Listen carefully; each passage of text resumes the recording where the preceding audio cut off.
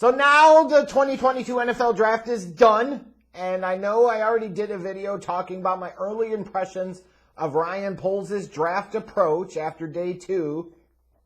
It said you could consider me not impressed, and I stand by that take for day 2 because I was not. Day 3 is a bit of a different story, but not entirely.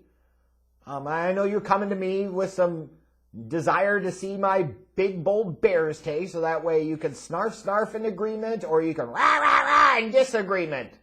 Because we're going to give them the benefit of the doubt, even though they've deserved, earned, and merited absolutely none of that. Bears football!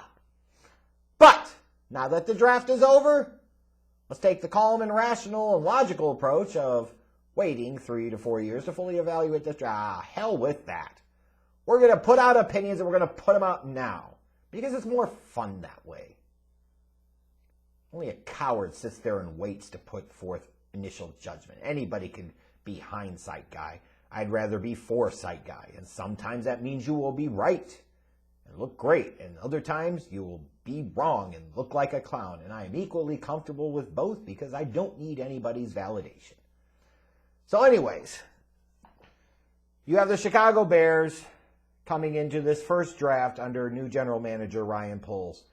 What were the biggest needs? Obviously, number 1, help Justin Fields. Duh. Number 2, protect Justin Fields. Duh. Number 3, C1 and 2. Duh. Number 4, get additional draft pick capital for both 2022 and 2023. After years of the stupidity of Ryan Pace, it's time for a different direction and a different approach. Which I never really understood with Ryan Pace because, in general, his group made some pretty solid day 3 picks, so you would have thought, if anything, he would have wanted even more swings of the bat in those rounds that his scouts did generally an okay job with. Certainly above average in terms of the league by comparison. But nope, Ryan Pace was a frickin' moron that some of you backed for several years because you also seem to be addicted to being Bears football morons. But you sense the general theme outside of what I mentioned last here about obtaining additional draft pick capital. Helping Justin Fields, protecting Justin Fields, helping and protecting Justin Fields had to be the number 1 goal of the program heading into this draft. And day 2 did not exactly play out as expected. Well, maybe. Unless you forgot that we're talking about Bears football! I'm not surprised that the Bears went with a defensive player at 39. I understand in terms of the fact that this draft was better on the defensive side of the ball, frankly. The value overall on the board at that point at 39 was going to probably favor taking a defensive player. And it's not like the Bears don't have defensive needs on their roster. We know that's true.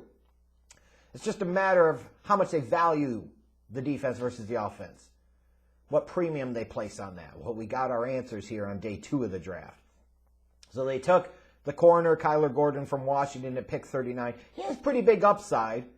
And the end state game of what you're hoping for here is you're hoping that he can line up next to Jalen Johnson and you have one of the best young 1-2 outside corner combos in the league for the next 2 years.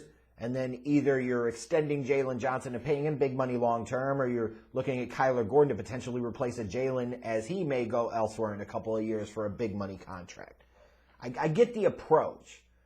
He has big upside, there's no question, but he's far from a polished product. Personally, I liked Jaquan Brisker a little bit more and wasn't as mad that he was the pick at 48, even though it did represent back-to-back defensive players taken with those round 2 picks, which was astoundingly stupid to me from a strategy and approach standpoint. I don't give a shit. It was. How in the hell is drafting 2 defensive backs helping Justin Fields? And that is the only thing that matters here, folks. You have to understand that. Which is why so many of you are trying to talk yourself into being okay with the 3rd round pick, and I'll touch on that for just a moment. But personally, to me, Brisker felt like he would have been better value at 39 and Gordon would have been better value at 48. Because I look at Brisker at 48 and said, yeah, he's the best safety on the board at that point. I don't think he was best player on the board. I didn't think any of the 3 guys they took on day 2 were best player on the board at that point. But I get Brisker. And I get you might not be able to take 3 offensive players with the first 3 picks. But for your first 2 to be defense, it just represents bad. Like there's a problem here with the strategy and the approach. And then when you do address the offense, you take Bayless Jones Jr. Was he really worth a 3rd-round pick? No. Like, stop it. This is a guy that's going to be 25 this year, and you're going to say, well, what does that matter? It matters in this sense, is that it took 6 years of him playing college football to finally have a productive season as a wide receiver. Playing against, 18, 19, 20, 21-year-old kids. He was 24. Like, that does matter a little bit. And you're talking about a guy who, he'll provide you, great value as kind of a gadget guy. He can do a bunch of different things offensively. He can certainly help you in the return game. He sounds like Cordero Patterson, even down to the school that he went to, Tennessee. But there were better receivers on the board earlier in the draft. There were better receivers on the board here at 71. If I had come to you before this draft and said that the Bears would be in a position at pick 39 to take David Ojabo, at pick 48 to be able to take George Pickens, and at pick 71 be able to take somebody like a Bernhard Raymond, a Dylan Parham, or somebody like a David Bell, the wide receiver from Purdue, you guys would have been doing backflips, and you'd be celebrating and kissing and puckering up for Poles' ass cheeks to kingdom fucking come. But I guess it doesn't matter, because no matter what he was going to do, a lot of you are going to pucker up anyways.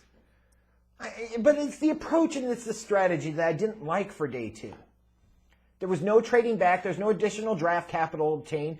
And to those that are going to say, well, they didn't get calls or there wasn't a deal, fuck that bullshit. It's always there. It's always available, especially at this point in time in the draft. You had too many other trades going on to say that this didn't happen. Like Bayless Jones Jr., in my opinion, that pick was all about, we really like him. He won't get out of the 4th round. He won't be there for us in the 5th round. We don't really want to move back up to get him, so we're just going to fucking take him now. I understand that. Doesn't mean I agree with that, but I understand that. But the no trading back, the taking 2 defensive players to start, like this just feels like same old hat for the Chicago Bears. Now, day 3, it feels like this is a draft with a tale of 2 days, because day 3 was certainly a different story in some ways. There was lots of investment on the offensive side of the ball.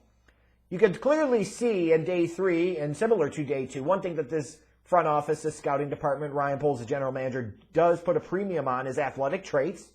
Getting higher-end athletes at their position. I like that. At least you could say there's a strategy and a theme. Although you can also say the early strategy and theme is that Ryan Poles places way too much fucking importance and emphasis on defense. From his head coaching hire, Matt Eberflus, defensive guy, the free agent signing they prioritized first in the offseason, even though it ultimately didn't manifest, defensive tackle Larry Ogunjobi, their first 2 draft picks here. Both defensive players. You trade away Khalil Mack to get out from under that contract and restructure and retool and rebuild this team around Justin Fields. You don't do that by drafting 2 defensive backs in the 2nd round. Unbelievable. And when you look at day 3, though, it's a different story in terms of, when I talked about one of the biggest goals was getting additional draft pick capital for 2022 and 2023. They got plenty of additional draft pick capital for 2022. They actually slightly undercut their 2023, which I didn't freaking get. Trading away a 6th-round pick next year for 2 bottom-of-the-barrel 7th-round picks. I don't know you should be doing that. Can't you find something else to do? I don't know. But they started this draft on Thursday night. They had a total of 6 picks. And they finished this draft with 11. So I do like the approach of, for a team like the Bears and where they're currently at, they need to take a bunch of swings at the plate to compensate for Ryan Pace's fucking moronic approach to the draft over the years. The more swings at the plate you have, the more chances you have to get a hit. Several of these guys they drafted on day 3 will be irrelevant in a couple of years. Let's be clear. But if a couple of them are relevant, if a couple of them are starters, this is a pretty good first draft.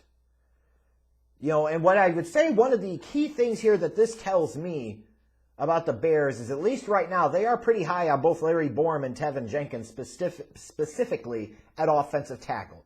Because if they weren't, they wouldn't have been taking 2 defensive backs in the first 2 picks. And so as much as you talk about this draft, like you talk about the picks itself, but it is about so much more than that. That's simplistic, kind of feeble-minded thinking. You got to think about approach, strategy, value, execution, bigger picture, what it means. If Tevin Jenkins and Larry Borom show they could be the long-term left and right tackles for this Bears organization, the drafting of Gordon at 39 and Brisker at 48 respectively doesn't look nearly that bad. In fact, it starts to look pretty good. If Jenkins and or Borom establishes that they are not a long-term starter at offensive tackle or on the offensive line, then this draft looks a whole lot worse. That's why it was probably important. They invested day 3, where this draft did have some depth on the offensive line. They spent multiple picks on the offensive line. You know, when you start, you talk about Braxton Jones. Like, this is a guy that has the athletic upside to play left tackle. He's incredibly raw coming out of Southern Utah State, but raw with really big upside. When you talk about Zach Thomas, here's a guy that has athleticism outside at tackle. He played both right and left tackle at San Diego State the past few years. It's okay. It's adequate outside, but it projects really, really well inside. I think this is a guy you could look at to say, might he potentially be in the mix to unseat a Mustapher and a Dozier and start at right guard at some point in time in 2022? Like when you talk about taking Doug Kramer, he's probably a practice squad candidate. But he's a guy that can play center. He had a lot of starting experience in the Big Ten at Illinois. You know, certainly somebody to keep in stash and see what he could be in 2023. You know, Ja'Tyre Carter dominated a lower level of competition at tackle. He's probably going to flip inside to guard at the NFL. But you're talking about a pick in the 7th round like that. You're gambling on that athletic upside and hoping you can get some of it to project to the NFL. So when you look at those 4 offensive linemen, you can see the kind of general theme. You're taking good athletes, projectable traits. You know, like I said, Kramer's more limited to just only really projecting as a center at the next level, but I like the approach. If one of these offensive linemen pans out, this draft looks good. If 2 of them pan out and become future starters, this draft looks really damn good. Dominique Robinson, you know, has some Trevis Gibson type of upside to him. He is raw, but he's definitely a higher-end athlete. Projectable traits. You know, not much of a player in terms of the running game right now. He may never be. But shit, you talk about a dude you took 174th overall. If he can give you some pass rushing flash off the bench, a rotational edge rusher, get you 6 sacks a year, you don't feel too bad about this pick. You know what I mean? Treston Ebner, the running back from Baylor, I like this pick too. He could be your running back 3. He gives you some more versatility in terms of the return game. He also can serve as insurance potentially if you decide you don't want to keep Monty after the 2022 season. You might go with Herbert and Ebner and then some type of draft pick in 2023, and that becomes your new running back room. Ebner might allow you the flexibility to be able to do that. He's not a dynamic ball carrier, but he's a pretty good receiver, hell of a return guy. He's got speed. He's got athletic traits that you like. To be able to get a guy like that in the 6th round like they did is really damn good. And then you look at the last couple of 7th round picks. Elijah Hicks, the safety from California. Like, worst case scenario, he's a practice guy. Best case scenario, practice squad guy. Best case scenario, there's a shot he could make the opening man 53. He's athletic with good ball skills, and you got him at pick 254. And obviously, Gill, you're looking to fill that potential punting need since you let Pat O'Donnell go to the Green Bay Packers. So if he ends up showing that he could be your punter and a top half of the league punter, to spend pick 255 on a guy like that, it's pretty damn good work. In terms of the best picks, are my favorite picks from the Bears for days 2 and 3. Jaquan Brisker, yes. I liked him more than Kyler Gordon. Zach Thomas, maybe in part I'm skewed because I think he's closer to having a starting opportunity for this Bears team than somebody like a Braxton Jones.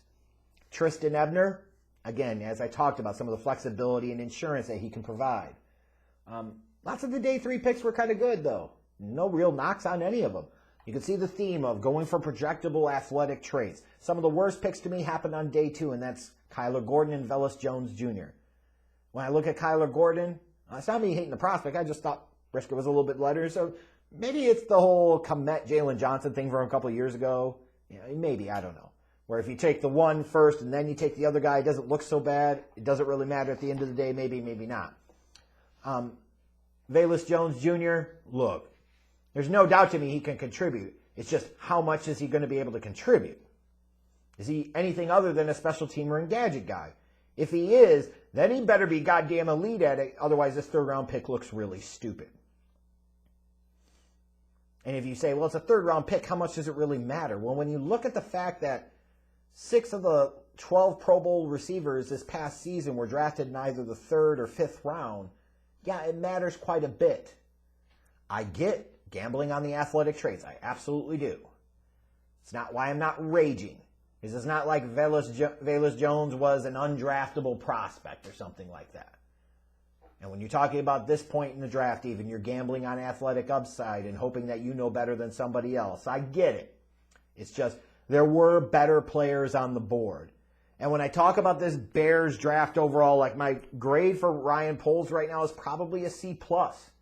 I did not like the approach to day 2. I like the approach to day 3 better. I did not like the fact that they failed to come out of this draft with any additional draft capital for 2023. And in fact, they lost one of their 2023 picks by trading the 6th rounder for picks 254 and 255. I'm not a big fan of that. I'm not a big fan of spending your first 2 picks on the defensive side of the ball. And if you're going to say, well, who would you have rather taken at 71 at wide receiver, you're kind of missing the point.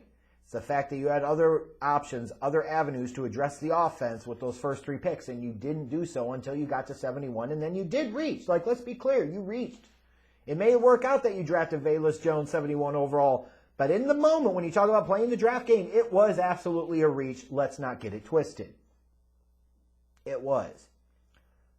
This draft could look a lot better if 2 or 3 of those guys drafted on day 3 show themselves to be future starters, then this draft probably looks really damn good. However, I do want to say, as fans, we tend to get really excited about teams that get a lot of draft picks. Sometimes quantity is nice, and the Bears certainly needed to have some quantity here. But there's also something to be said about quality. Just because you have a tons of swings at the plate doesn't mean that you're automatically guaranteed to get more hits or hit more home runs, if you will. Sometimes a team with 4 or 5 picks hits a much bigger grand slam in the draft than a team that would have 15. You know what I mean? And sometimes part of the reason you want to have that many picks is because you have that many holes on your roster and you're hoping to God that you can fill them all via the draft when the odds are overwhelming that you will not. It was not a terrible draft. I do not think it deserves to be totally pooned, like you might have a small segment of Bears fans that want to do that. Although they could look at this and say, I questioned the approach and the philosophy and just how important it was to help Justin Fields here. That is totally valid criticism and questions to ask and levy because, yeah, I question that too. For those that are going to sit there and say that this was a great draft by Ryan Poles, like, let's not put too much wax on the skis here. Come on. This was not a great draft by Ryan Poles right now. And sometimes these things work out where it can end up being a great draft. But from a strategy and approach standpoint, specifically of day 2, it was not well executed. Day 3 was better. But day 2 was not. Do not kid yourself. I realize that's a Bears football thing to do, is give benefit of the doubt and try to convince yourself that it was a lot better than it actually was. Now note when I say I'm giving a grade of like a C+, that does not mean I think this was a terrible performance. Do you understand that? That means that I think it was just average. And for a first draft, like when you look at the recent history of Bears general managers in their first draft, it's not great. So the overwhelming odds are is this will not end up being a great draft, and you hope he learns some lessons for 2023. That said, I think he will do a little bit better than average, but not much at this first go-round. Putting a lot of hope into the day 3 part of this class, and that feels kind of risky. And yes, you could still have the offseason, you still have other things to do, but just the overall philosophy and approach, I question some of it, especially what happened on day 2.